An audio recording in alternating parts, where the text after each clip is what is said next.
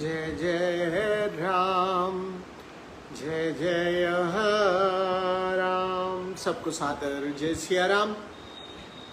हरिकथा स्मरण के प्रसंग में उत्तरकांड की कथा श्रवण कर रहे थे। उत्तरकांड में भी काकभुसुंडी बाबा गरुड़ महाराज को अपने पहले जन्म की कथा सुना रहे थे।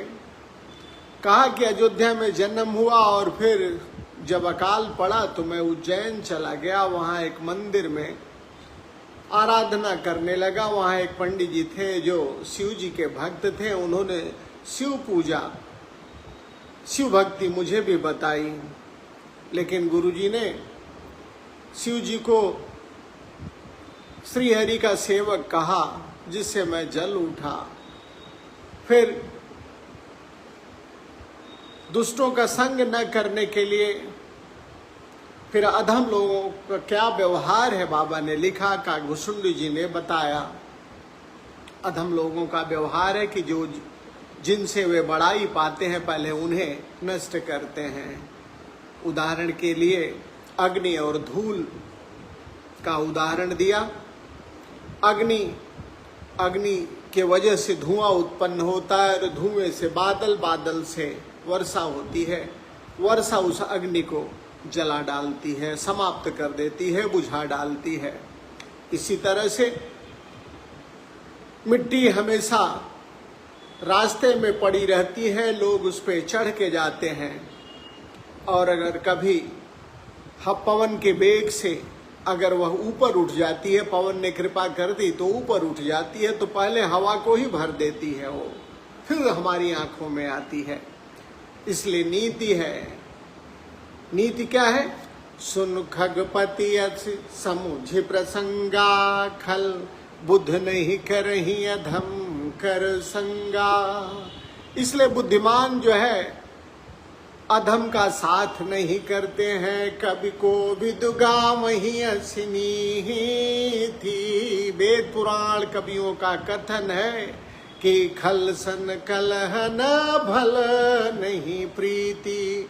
दुष्टों के साथ न तो प्रेम और न तो शत्रुता ही अच्छी है। फिर क्या किया जाए? उदासीन नित रही गोसाई, खल परिहरिय स्वान की नाही। दुष्टों से दूरी बना के रखें, उनसे उनकी उपेक्षा करें। उन्हें उनकी उपेक्षा उसी तरह से करिए जैसे स्वान की आप करते हैं। आगे काकभुसुंडी जी कहते हैं कि मैं खल हृदय कपट कुटिलाई, गुरु हित कहई न मोहि सुहाई। मैं तो हृदय से कपटी था, गुरुदेव जो बताते थे वो अच्छा नहीं लगता था। एक बार हर मंदिर जपत रहो शिव नाम, गुरु आयो अभिमान ते उठ नहीं कीन्ह प्रणाम।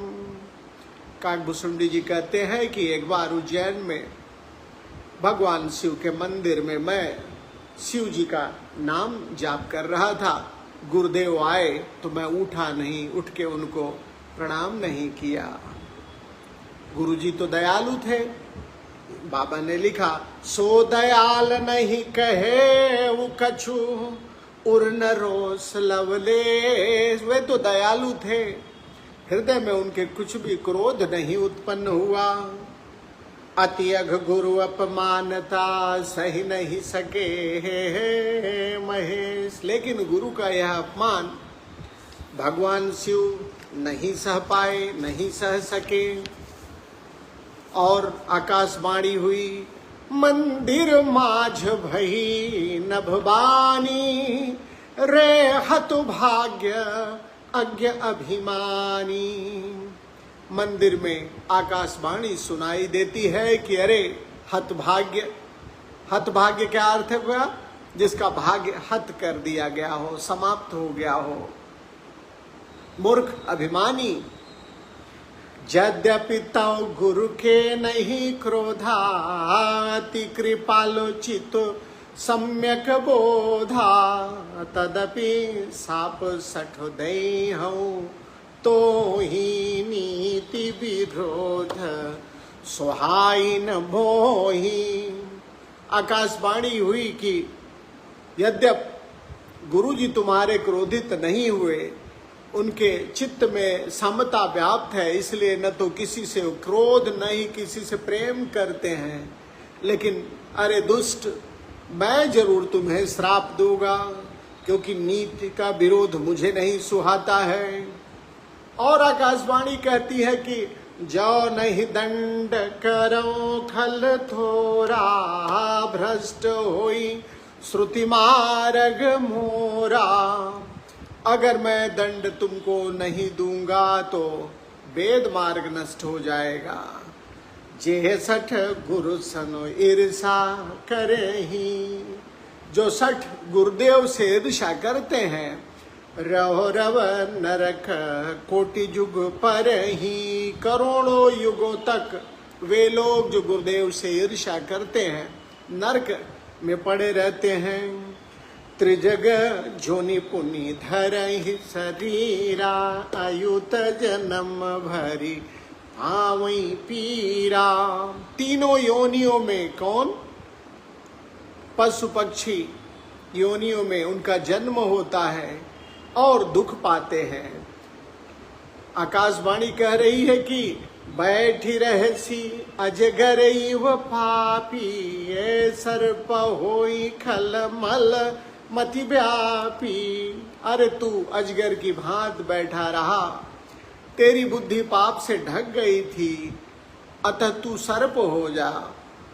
महाबिठर महाबिठप कोठर महु जाई, रहु अधम माधमो अध गति पाई।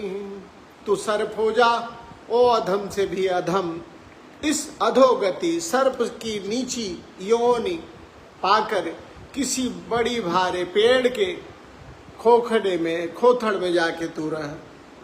किसी पेड़ के किसी बड़े पेड़ के खोखले में जाके तू वास कर। सर्प से नीचे की योनि के लिए श्राप दिया। महाबिटप कोठर महु जाई, रहु अध माधम अधगति पाई। आकाशवाणी होती है, हाहाकार कीन गुरु दारुण सुन शिव साप। इस शिव जी का भयानक श्राप सुन के गुरुदेव ने हाहाकार किया। हाहाकार कीन गुरु दारुण सुन शिव सा, कंपित मोहि बिलोक अति उर। कंपित मोहि बिलोक अति उर, उपजा परिहे ताप। भगवान शिव के श्राप को, कठोर श्राप को सुन के कि तू अजगर हो जा, किसी पेड़ के खोखड़े में जाके निवास कर, मुझे कांपता हुआ गुरुदेव ने देखा है और हाहाकार किया है। करि दंडवत सप्रेम द्विज शिव सन्मुख कर जोर, विनय करत गद गद स्वर समुझ घोर गति मोरी। करि दंडवत प्रणाम किया सप्रेम द्विज शिव सन्मुख कर जोर। शिव जी के सन्मुख हाथ जोड़ के दंडवत प्रणाम करके गुरु जी विनय करने लगे, शिव जी की स्तुति करने लगे। यह वही स्तुति है जिसे अनेकों लोगों ने बड़े मधुर कंठ से गाया है। ये शिव जी क्या स्तुति की? शिव जी की स्तुतियों में एक श्रेष्ठ स्तुति मानी जाती है, जो सज्जन याद करना चाहे वो याद करें। गुरुदेव ने कहा, नमामि समीसान निर्वाण रूपम, विभुम व्यापकम ब्रह्म वेद स्वरूपम, निजम निर्गुणम निर्विकल्पम निरीहम, चिदाकाशमाकाश वासं भजेऽहम् निराकार ओंकार मूलं तुरीयं गिरा ज्ञान गोतीतमीशं गिरीशं करालं महाकालो कालं कृपालं गुणागार संसार पारं नतोऽहम् तुषाराद्रिसङ्काश गौरं गम्भीरं मनोभूतकोटिः प्रभाश्री शरीरं स्फुरन्मौलिकल्लो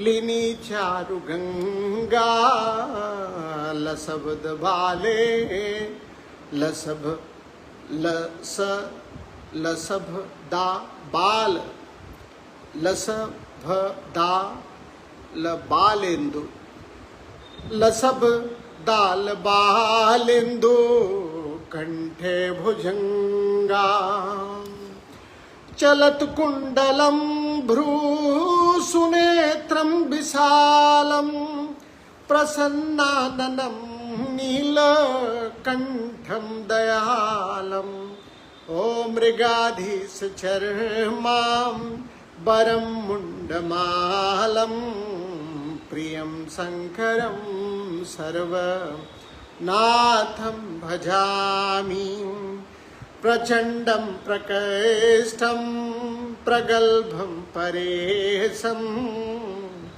अखण्डं भजं भानु कोटिप्रकाशम् त्रयः शूलनिर्मूलनं शूलपाणिं भजेऽहं भवानी पतिं भावगम्यम् कलातीतु कल्याण कल्पान्तकारी सदा सज्जनानंद दाता पुरारी चिदानंद संदोह मोहापहारी प्रसीद प्रसीद प्रभो मन्मथारी न यावदुमानाथ पादारविन्दं भजन्तीह लोके परिं वानराणं न तावत् सुखं शान्ति संतापनाशं प्रसीद प्रभो सर्वभूताधिवासं न जानामि योगं जपं नैव पूजा न तोऽहं सदा सर्वदा सम्भुतुभ्यं जरा जन्म दुःखोधतातप्यमानं प्रभो पाहि आपन्नमीशं शम्भो रुद्राष्टकमिदं प्रोक्तं विप्रेण हरतोषे ते पठन्ति नरा भक्त्या ते सा शंभो प्रसीदति। भगवान शिव के स्तुति का, भगवान रुद्र के स्तुति का ये रुद्राष्टक शंकर जी की, शिव जी की प्रसन्नता के लिए जो भी नर पाठ करते हैं भगवान शिव अपनी कृपा उन पे बरसाते हैं। सुन बिनती सर्वज्ञ शिव देख विप्र अनुराग पुण्य मंदिर नभ बानी भय दिज बर बरुबांग। शिव जी ने जब गुरुदेव की विनती सुनी है और ब्राह्मण का प्रेम देखा है, फिर से आकाशवाणी हुई कि हे ब्राह्मण देवता वर मांगिए। जो प्रसन्न प्रभु मो पर नाथ दीन पर ने निज पद भगति दे प्रभु पन पुनि दूसर भर देहु।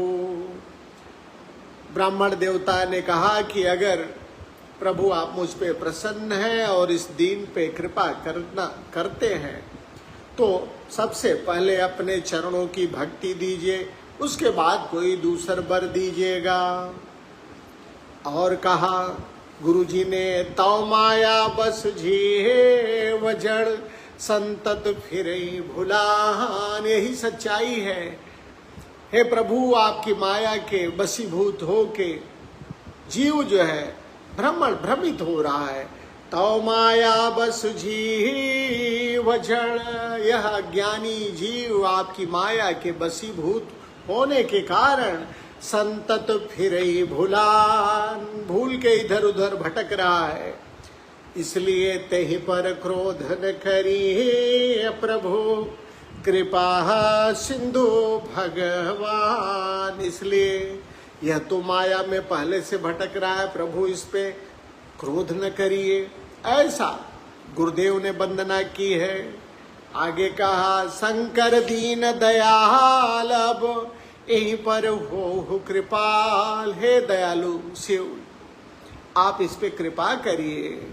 साप अनुग्रह होई जेहि, ना हाथ धोरे ही काल। आप कुछ ऐसा करिए कि जो आकाशवाणी के माध्यम से जो इसे श्राप मिला है उससे इसका उन्मोचन हो जाए, कुछ ही दिन में श्राप की जो है पूर्ति हो जाए। क्या आकाशवाणी से श्राप मिला था?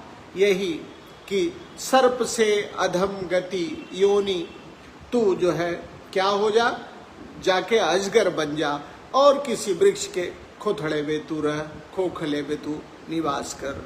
तो गुरुदेव ने कहा कि कुछ ऐसा आपकी कृपा हो तो अनुग्रह। शंकर दीन दयाल, अब यहीं पर हो कृपाल। हे शिव, आप इस पे दया करिए। साप अनुग्रह होई जेहि, नाथ थोरे ही काल। कुछ ऐसा करिए कि इसे कुछ ही समय में श्राप से मुक्ति मिल जाए। आगे क्या होता है, मुक्ति मिलती है या आकाशवाणी क्या कहती है, उस कथा को ध्यान दीजिए कल सवेरे 7 बजे, क्योंकि